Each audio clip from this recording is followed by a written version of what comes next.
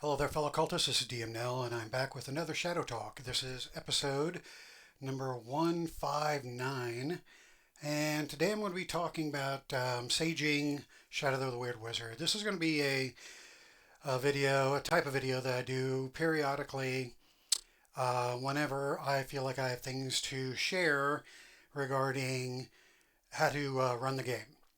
And so I've been running this game now for several months. Since last summer, actually, so almost a year. And there are a few things that I've picked up on that makes the game a little challenging to run. So I want to share that for those of you that are planning to run the game, that are running the game, so that you can be prepared.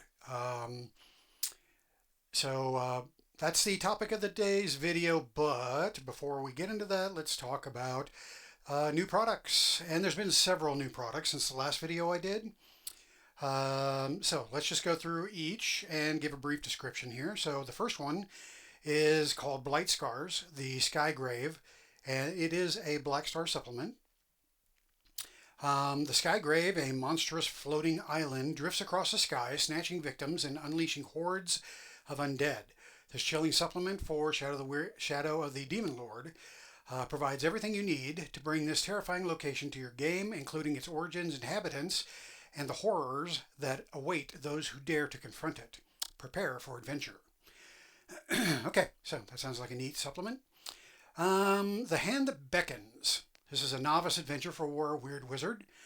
When the rats of New Home grow to the size of cats and develop a taste for human flesh, the villagers turn to a band of desperate heroes for salvation. All right. So I'm going backwards here.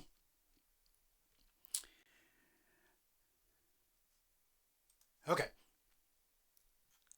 Let's see here. A Season of Hunger, a novice adventure for Weird Wizard. Plagued by goblin mischief. More goblins. The villagers of Stillwater endure weeks of theft, vandalism, and livestock terror, finally reaching their breaking point when a vital grain shipment disappears. All right, Villain Codex, Lord Fox. Haunted by the ghosts of his past, Lord Fox, a spectral guardian cursed by the Fae, now protects the decaying Fae orchard, demanding a terrible toll from those who dare to trespass. All right, I think the Villain Codex is a good idea. And looks like this is a Black Star supplement as well.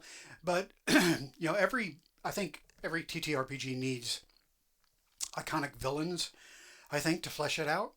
And I think that Weird Wizard and Shadow of the Demon Lord are sorely lacking in those. So I think that a Villain Codex line of products is a good thing to have. All right, Cry of the Red Worm, a master quest for Weird Wizard. In Cry of the Red Worm, whispers of the cursed sword spread, and adventurers are drawn to the ruins of the Kingdom of Argent, unaware that their greed may unleash a terrifying ancient evil. All right, and let's see, we also have Dungeon of the Damned, Halls of Death, an adventure for expert characters. Okay, so this is Shadow of the Demon Lord. And this is actually a series of adventures. It's, I believe what they're referring to as a mega dungeon, so I don't know exactly how many levels are going to be, but, 11 levels right there. So dare to descend into the ever-shifting Dungeon of the Damned, where 11 deadly levels await, culminating in the Halls of Death, where the souls of the wicked are eternally tormented. Okay. Alrighty, so let's see. We also have another Villain Codex, Don Rodrigo.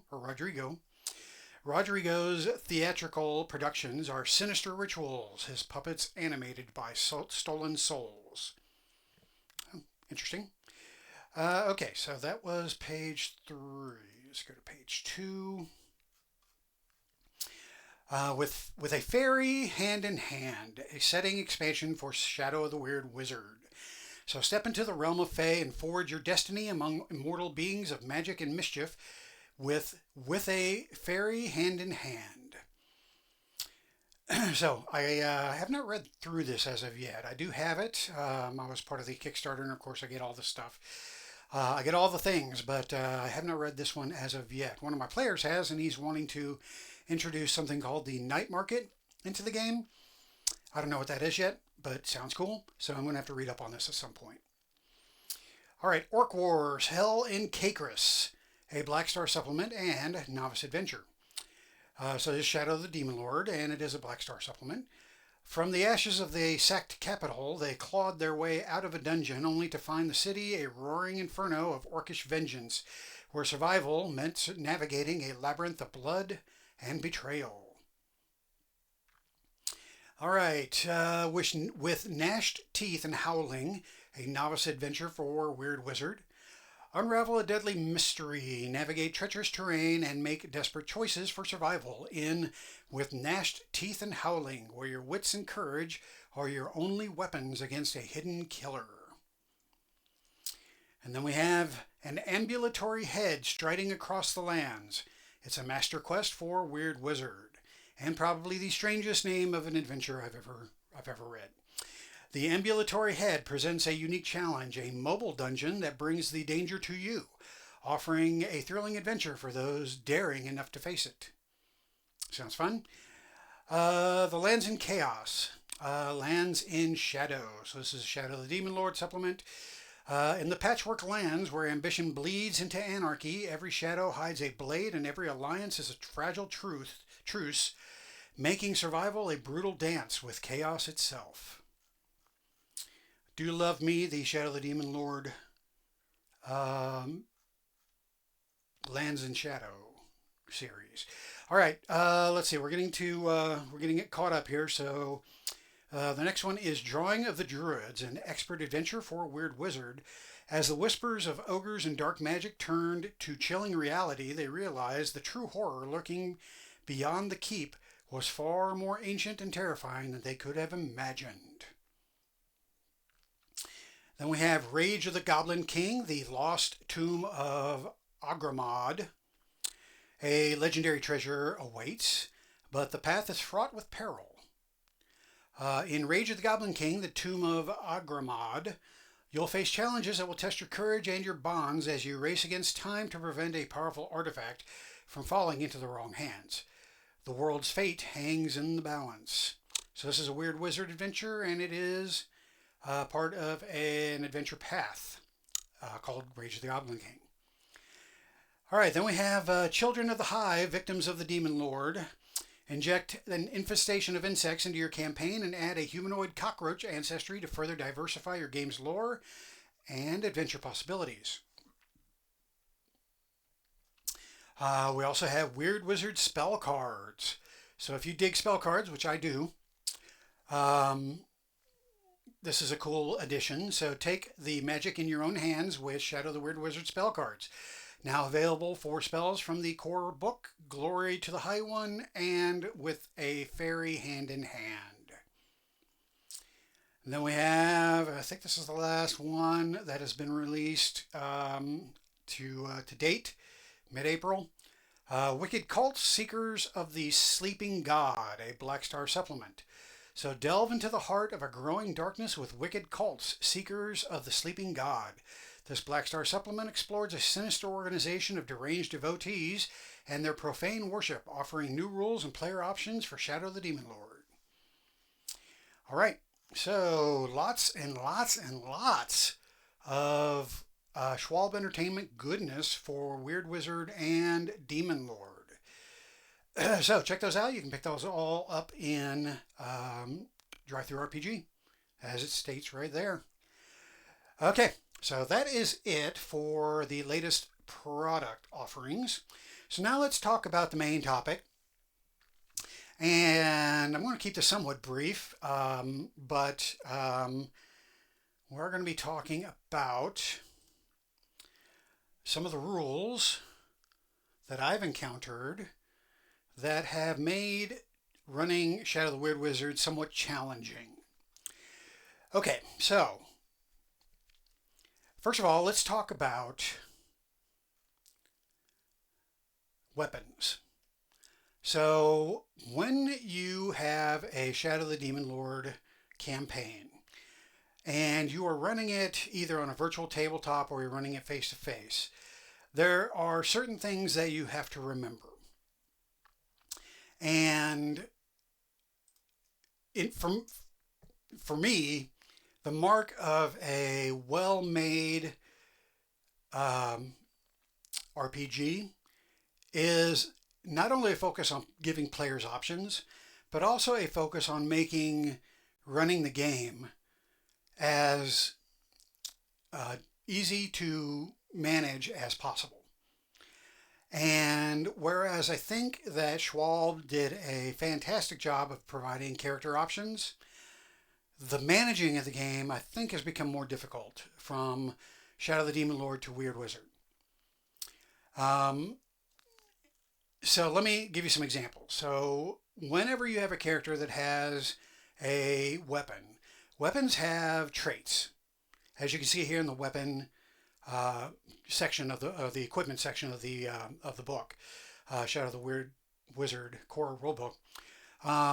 It has the weapon traits on page 58, and some weapons require bookkeeping. I hate bookkeeping for the game master. Players can bookkeep all they want because they only have to run one thing, but game masters have to run lots of things simultaneously.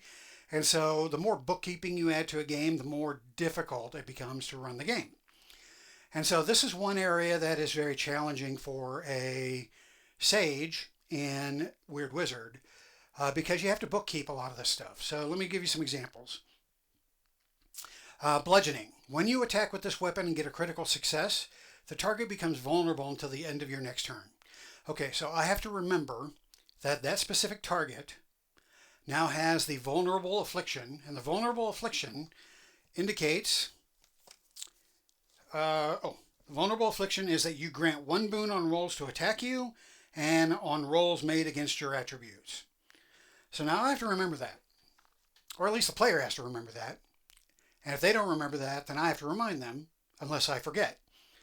And then what you risk there is the player going, oh wait, weren't they vulnerable after they had already made their attack and missed or whatever, or did their damage or missed because they would have gotten a boon. So bookkeeping, that's a problem. What else? Brutal. When rolling damage for an attack using this weapon, you can re-roll each die that comes up as a 1 once. You must use a new number rolled even if it's another 1. Okay, so that's more bookkeeping on the player's part. I don't remember that myself. I don't need to remember that. If they don't remember it, shame on them. But it's still bookkeeping on their part.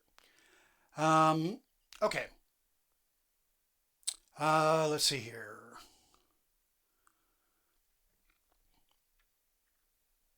There's another one.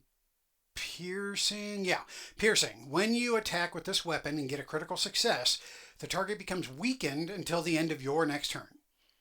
Okay, so again, if I'm running 10 guys and they're all using piercing weapons, 3 of them hit, I need to remember which 3 guys are weakened until the end of my next turn. And it's bookkeeping. It's a pain in the ass. All right, so let's see. I think that's pretty much it. So those 3 in particular are not great. So, again, just something to be aware of, and I don't really have a solution. Some of that can be mitigated by automation in a VTT. So if you're using Foundry, for example, you can set it up so that some of that stuff is automated. But, otherwise, if you're running the game face-to-face, man, that's just a pain in the butt. Okay, so let's talk ancestries. All right, so, and this one goes to Secrets of the Weird Wizard. All right, so let's look at the ancestries, and actually we need to go to the bestiary section, and I want the Woodwoes. Okay, so I have a Woodwoes character in my game. And one of the traits that the Woodwose character has is Easy Target. So Easy Target means that a Woodwose grants 1 boon on rolls against their defense. So I have to remember every time I'm attacking the Woodwose character to add a boon to my rolls. You know, again, this is something that can be automated on a VTT, depending on which VTT, but you have to remember to add a boon against that one specific target. Not great, not great. Okay, let's see. So that's Woodwose. Let's talk a little bit about some of the offerings, some of the character offerings. So I have a couple of characters in my current campaign, and it's probably more of a problem for me because these two characters pick the exact same expert class, or expert path, I should say. And even though they have different core novice paths, they pick the same expert path. And the expert path that they chose is the Spellfighter. Okay, what the Spellfighter does is it provides for level 3 and ongoing, level 3 and beyond. It provides a spell charged weapon. So what does a spell charged weapon do? When you hold this weapon, you impose 1 Bane on rolls against your defense. So whenever they're holding this weapon, which would be pretty much every combat, I have to remember to impose a Bane on attacks against this character. Now I have 2 characters that have a spell charged weapon. So now I have to remember to add a Bane when I'm attacking this character and this character, but only if they have this spell charged weapon in hand. So that's not great. The rest of the stuff is bookkeeping on the player's part, but you know, again, this is a pain in the ass for the GM. While you hold the weapon, you impose 1 Bane on rolls against your defense. Anything that imposes something on the GM means that the GM has to remember that. Or the player has to remind the GM every time the GM is attacking them, which is also annoying, right? Okay, so that's Spellfighter. Okay, so let's talk about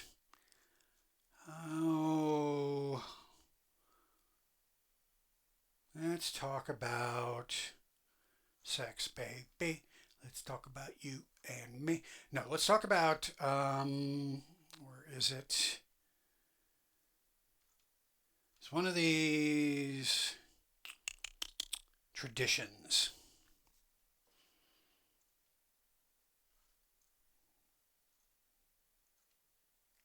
No, not that one, not that one.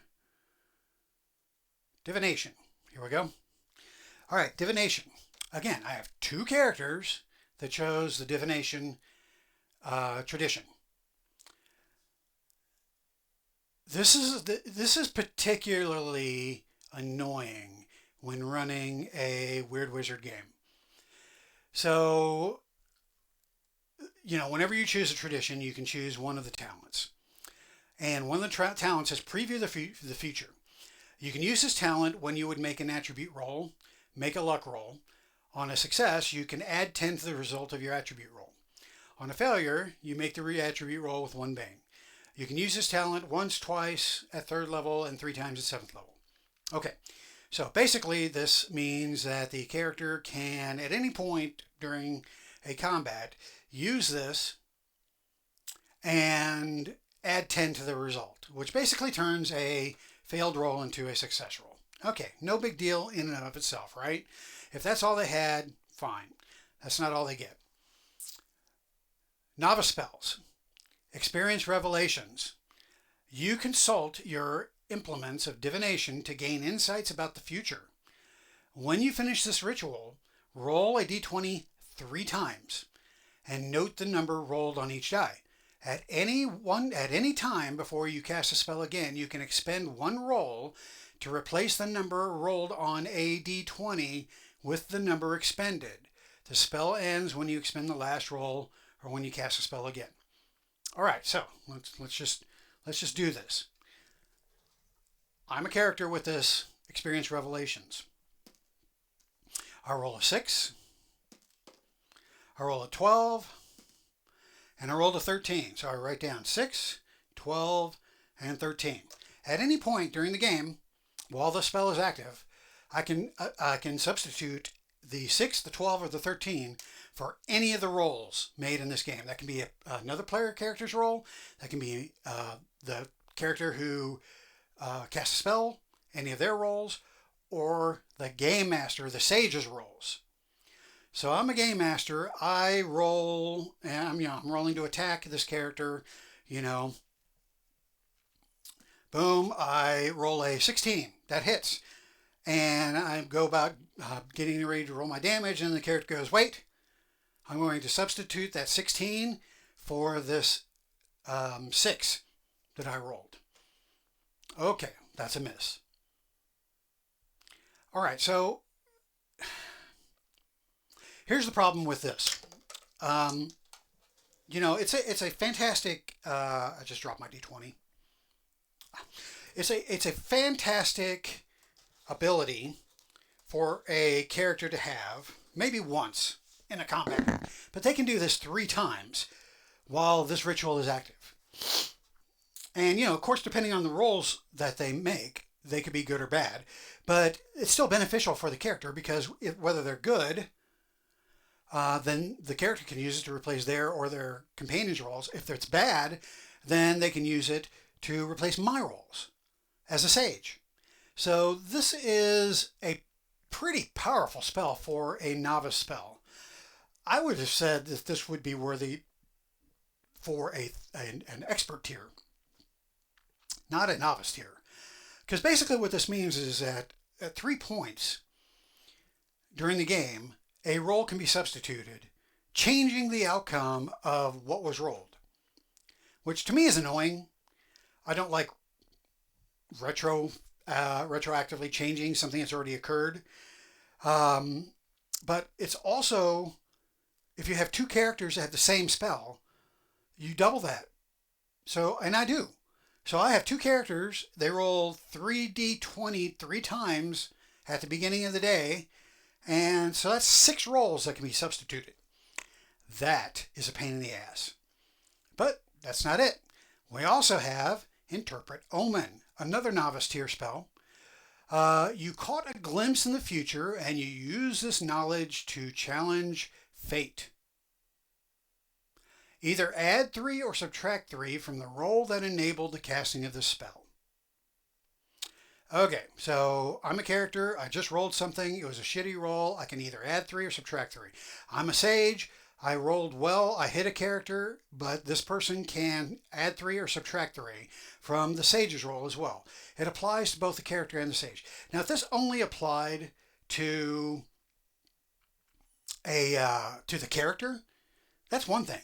But being able to apply the Experience Revelations and Interpret Omens and those 2 to the sage's rolls, that's bullshit. I'm sorry. That's bullshit. For a novice tier spell, it's way too powerful.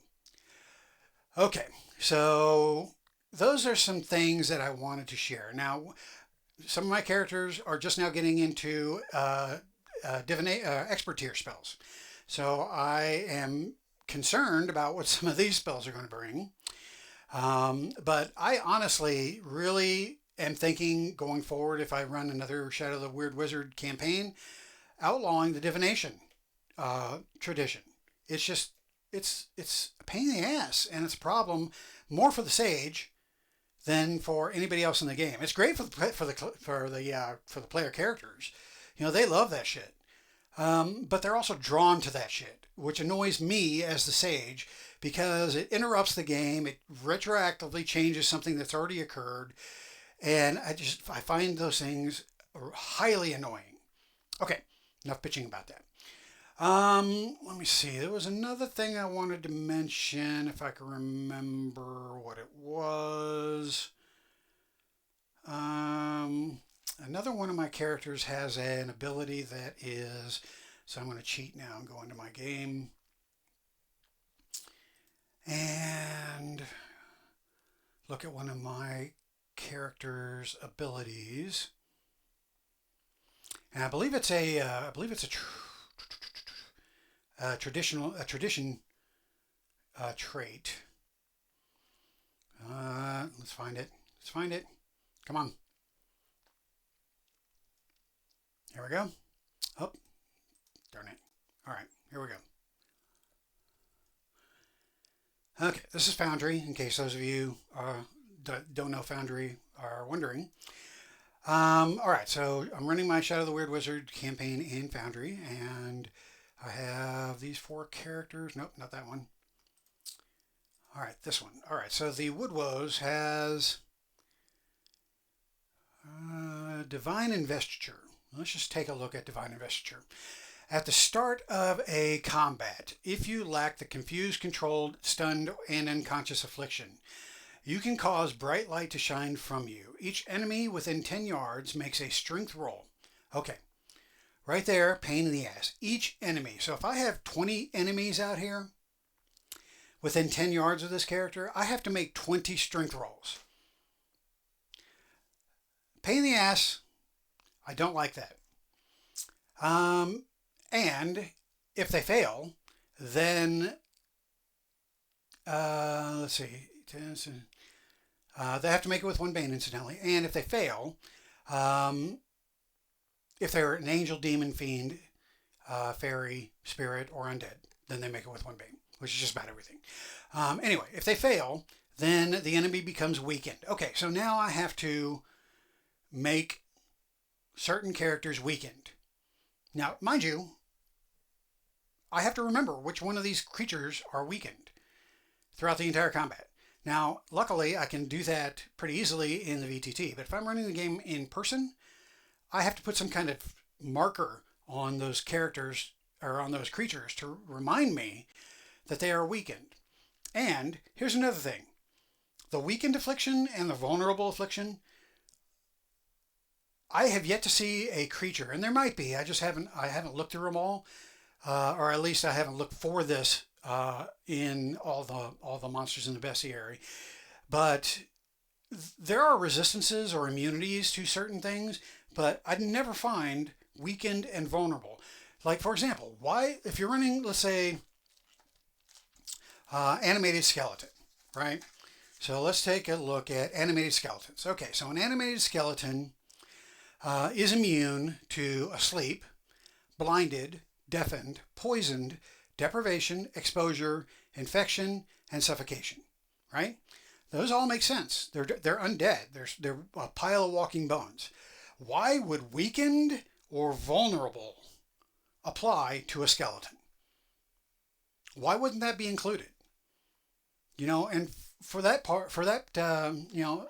along those lines, similar other creatures don't have those resistances. And again, I just don't, or immunities, and I haven't seen any that do.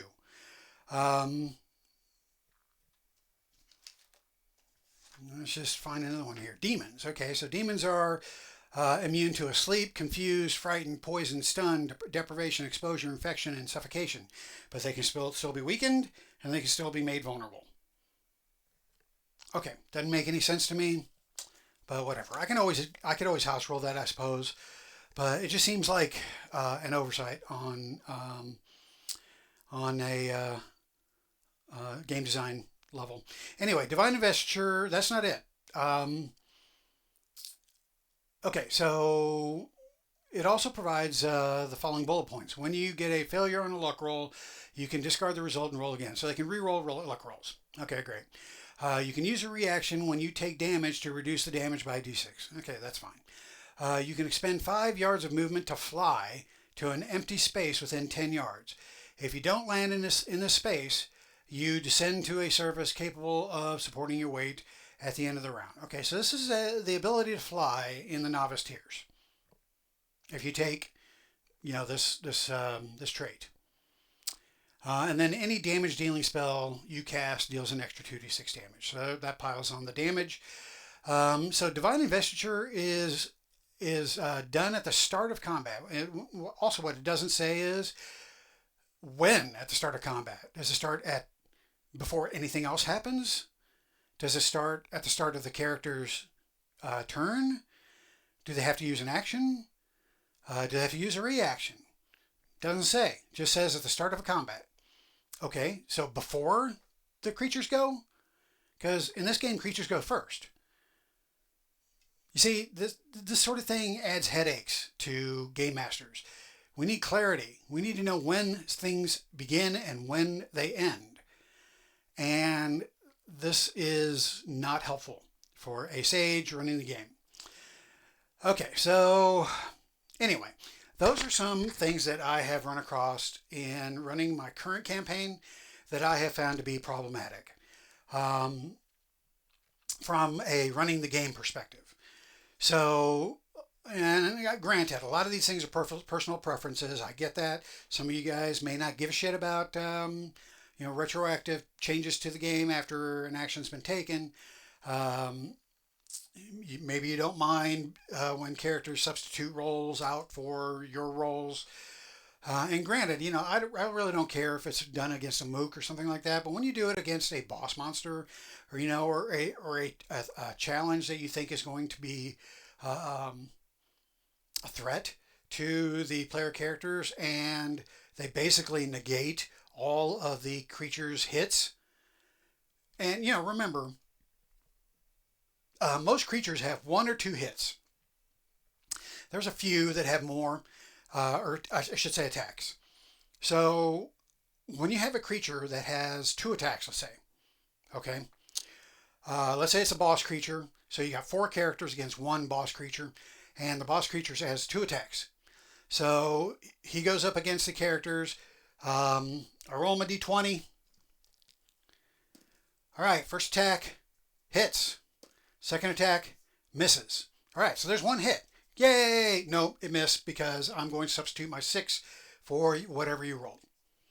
Okay, so here's my boss monster. Attacks twice, misses once, and misses the second time because of this spell, this divination spell. Okay. So now the 4 characters, they beat up on the monster. And then this monster turn again, they get 2 attacks. All right, here we go. 2 attacks. Oh, that's a shitty roll. Missed. And oh, that's a shitty roll. Missed. Okay, we're on round 2. These 4 characters beat up on the monster again. Okay, monster's now down, almost dead. 2 rounds. Now it's the monster's turn again. Hey, hey, hey, look at that. That's a hit. Nope. I'm going to substitute this roll for that. Okay. Here we go. Hey, hey, hey, another hit. Nope. I'm going to substitute my low roll for that one. Okay. That's the 3rd round. The boss monster has not been able to land a hit. Round 4. These 4 guys beat up on the boss monster. Okay, boss monster's dead. Yay, that was challenging. Good times. So what's the solution here? Well, either the boss monster needs more attacks, which I believe is definitely something that needs to be added to a lot of monsters in this game to supplement them, because 1 or 2 attacks a game is not enough. I mean, the only alternative is to add multiples of these monsters, in which case you go too far the other direction. Now you have multiple attacks from multiple monsters on 4 characters, just so that you can land a couple here and there and not get them negated by these stupid divination rolls. Okay, so anyway, those are the learnings I have. Those are the sage experiences that I have gathered for the last 9 months or however long I've been running this game that have been a pain in the ass. Now, is everything in this game a pain in the ass? No, this is a pretty well thought out game for the most part. It's been pretty fun. The characters have lots of options. Again, from the character's perspective, It's not a big deal. They love it. They have lots of options. They can do lots of stuff.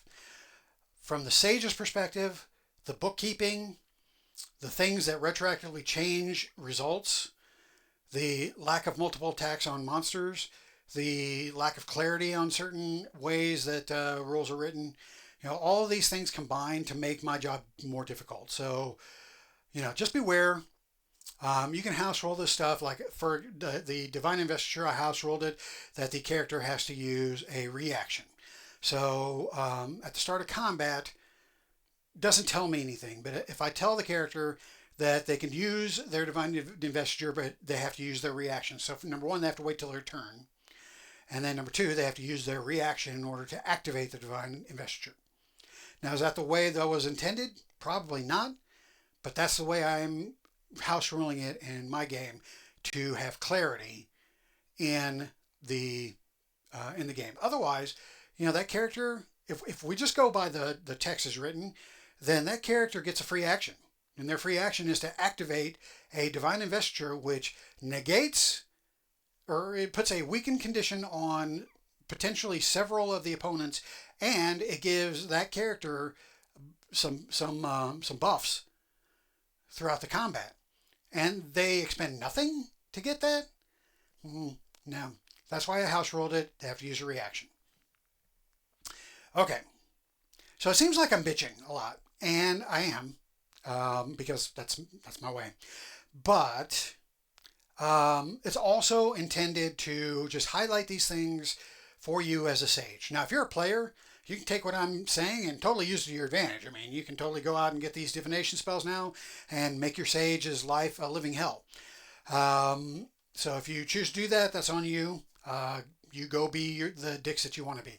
But for the sages, I'm explaining this so that you can be aware in case that your players do select these spells and do decide to make your game more challenging for you to run. Okay. So that is it. I'm going to wrap this video up here. Thanks for watching. And if you haven't already, do the subscribe thing and all that. So I don't really care. I'm not getting any money off of these videos. So, if you subscribe, great. You won't miss my videos. Woohoo!